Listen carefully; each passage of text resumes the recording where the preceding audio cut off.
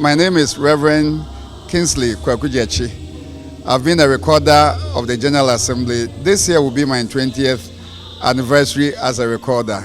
And now, for the third year, I'm now the chief recorder. My first recording experience happened at the General Assembly at Sunyani. And since then, it's been exciting working as a recorder at General Assembly. Two things: it gives me an opportunity to serve God's kingdom through the General Assembly and also to serve the Presbyterian Church of Ghana.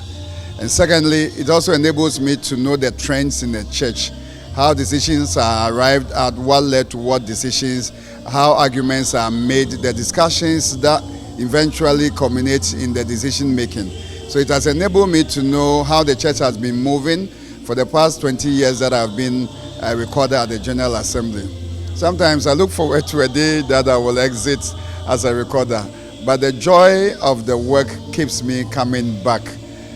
For those of us who may not know, when we end the day's proceedings and everyone goes to sleep, recorders will sit throughout the night. Sometimes we sleep as late as 3 a.m. so that we can present our minutes to the assembly.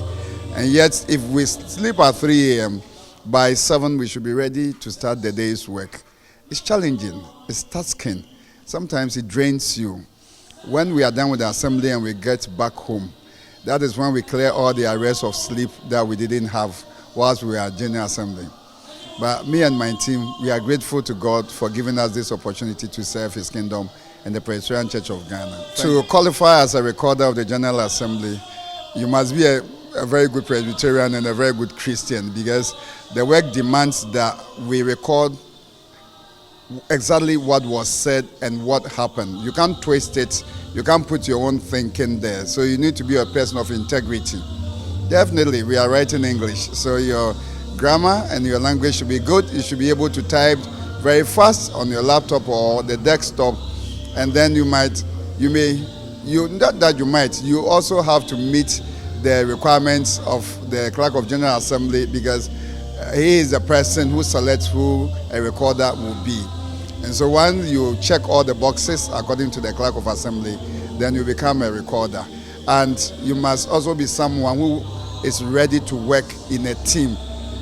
If we don't work as a team, we cannot deliver on our mandate. So you should be a team player, ready to learn, humble to accept that sometimes what you wrote, there were mistakes and errors in it, and to make the corrections. Then you are ready to go as a recorder.